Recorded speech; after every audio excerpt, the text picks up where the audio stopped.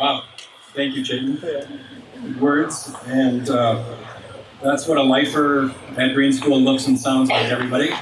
He's a hard act to follow, but thank you, Chayton. And thanks for emceeing tonight. I'd also like to take a moment, and I think I speak on behalf of all the presenters tonight, just in thanking our Green School leadership in providing this forum tonight. It's just a great platform where we can have some real conversations about education, and I certainly appreciate the opportunity, and thank you all for coming. I'd like to give one more thanks, and in the Hawaiian Islands, it's tradition at the beginning of a talk or presentation to honor our ancestors or our teachers. And I'd like to just take a moment to honor my parents, Richard and Joyce Stock, who will see this from Minnesota sometime in the coming weeks, as well as my grandparents, Joseph and Johanna Stock, and Gilbert and Elvira Schmidt. So thanks to them for all of their inspiration in my life. And let's begin. Some of you have noticed that the theme of my talk is on technology and informatics. And I know that some of you have probably turned to each other already and said, "Hack Greg on technology and informatics." He's famous on campus. I have an old Nokia cell phone that many students think is an artifact. And some of you also remember that 3 years ago I was voted as the teacher most likely to forget to plug in the projector and find ways to honor all the teachers here at Green School. But seriously, it's great to be back at Green School. And when I tell people that I work here, often one of the first questions that I receive is, "Can you teach technology in those bamboo classrooms? And are your students tech savvy? Or as an environmental school, are you tech resistant?" And I'd like to bring a question to you, the audience. When you hear of technology in education, how many of you immediately conjure up an image of digital technologies or technologies from this century? I think it's pretty common that we think of technology as modern technologies. But we know that the Oxford Greek Dictionary tells us techna just relates to arts and crafts. So I sometimes wonder if we're being a bit arrogant, short-sighted, maybe even ignorant, when we limit technologies to the last few decades rather than the last 10,000 years. And in education, might we not honor our ancestors, our collective human heritage, and even our children by practicing and offering 10,000 years of technology?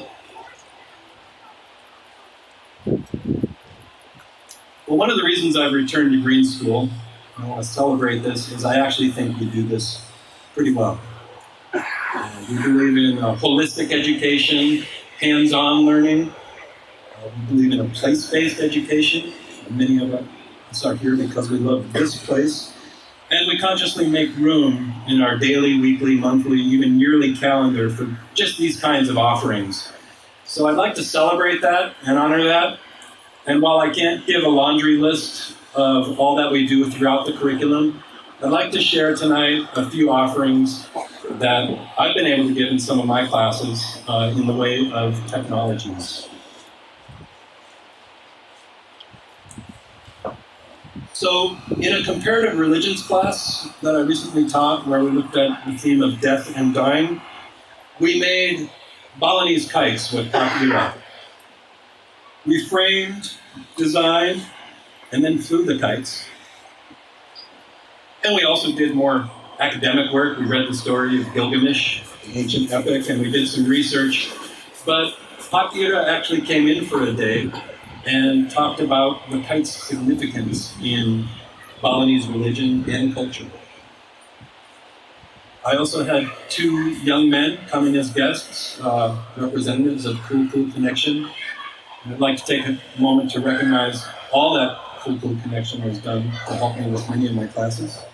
But Pak Martana and Pak Naguda came in to talk about the Balinese art of honoring, cleansing, and blessing a recently deceased person, as well as the technique of cremation. In a recent Southeast Asian Studies course, we joined Pak Tim from Kuku Connection, as well as Pak Martana, Pak Oka, and many villagers from Sabang. And we went to the Sabang rice fields, where we learned techniques of harvesting and milling rice. We did some coconut frond weaving. We learned to make fronds into hats and bags. And we toured a functioning subak, which really illustrates the masterful art of irrigation and water sharing in Bali, as many of you know. And though this is an old technology, perhaps it will become more important in the coming century than ever before. 3 years ago when I was here, I taught a Balinese history course, and the students in that class began each day playing gamelan with Pak artists. And I know I may be biased as a gamelan player, but I don't think there's a better way to connect with Balinese culture and to understand it than play the gamelan. So I want to just take one more moment to sincerely thank and acknowledge all of the teachers just mentioned, as well as everyone from Kuku Connection for sharing their artistic and technological skills and capacities with those students. Can we give them a hand, please?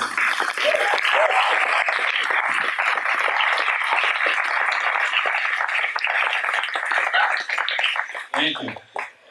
They told me a green school audience would be easy. Too easy, thank you. But we don't limit ourselves to just Bali, certainly, at our school. We know this. On a trip to South Java 3 years ago, which was spearheaded by Pak Unit, who is from Malone, we experienced some other technologies, such as a local technique for canoe carving, the Hawaiian arts of surfing and teaching surfing, the Brazilian technique of surfboard repair, the universal art of hammock contemplation. I'm actually especially good at teaching and practicing that. The challenging technique of stilt walking and the childhood art of laughter, the ancient technique of fire building, as well as the timeless art of playing on the beach.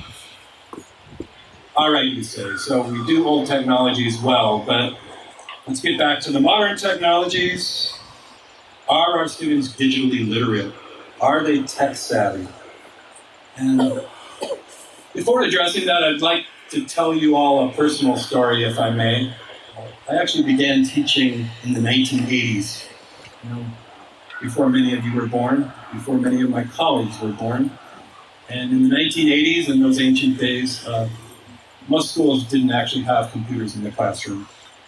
And I've been able to observe through the past few decades how these devices have been incorporated into our lives and into our classrooms. And I must admit, I've often been the old guy in the corner questioning the cost, the efficacy, as well as the pedagogical value of computers. Thus, recently, I was offered a fellowship from the University of Hawaii. That's what I spent doing in my time away from green school. And I consciously decided to study library and information sciences. And so I slowly chipped away at the house or ecology of informatics. And you might say I became an adventurer or explorer of the digital realm. Sounds exciting, doesn't it?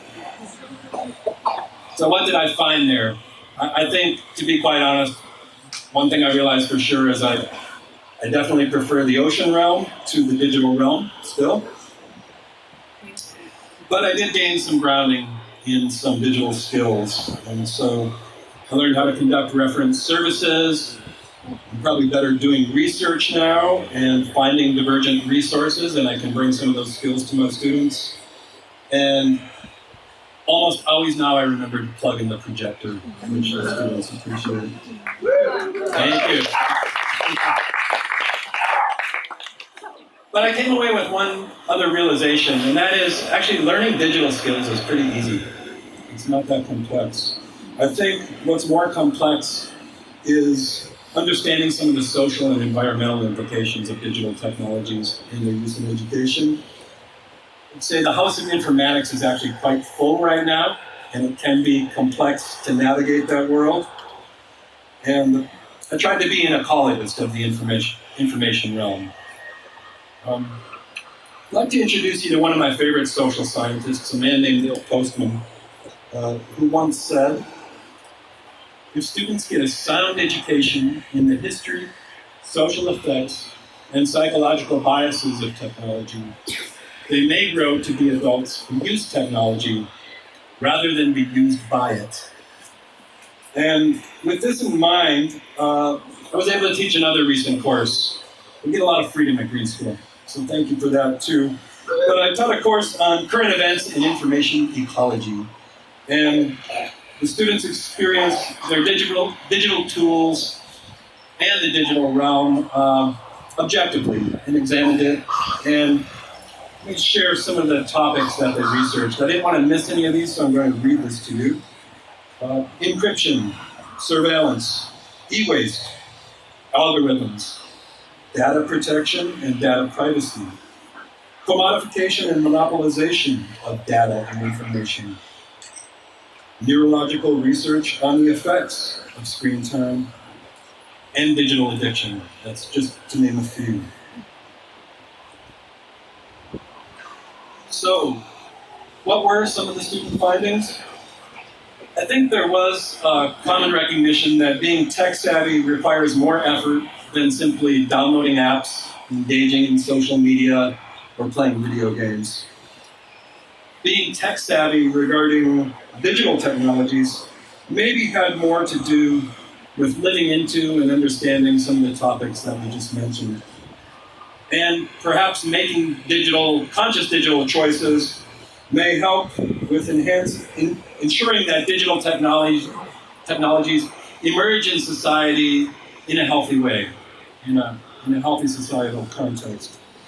But I'd like to add that most concerning for the students, they're Green School students, so I think some of the environmental consequences of our devices came to their minds and they woke up to some of that. But most concerning was the element of addiction. And we did kind of an informal survey together where we just monitored how much screen time we had every day. And the students, also being from Green School, they're quite honest. And I can tell you that 12 hours per day was not an uncommon number. And I hope that sounds daunting to us. That's a lot of time at a screen.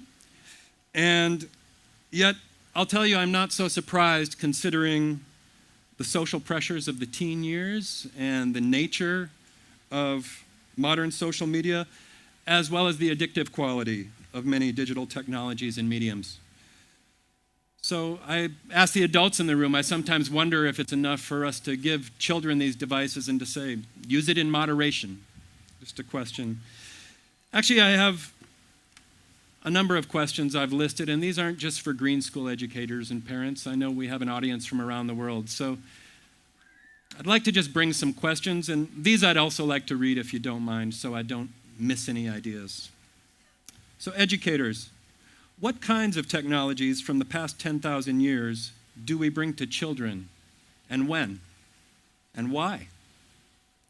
What might be a developmentally appropriate and optimal time in childhood to present a specific technology, and why? Are you celebrating and practicing some place-based or local technologies at your school?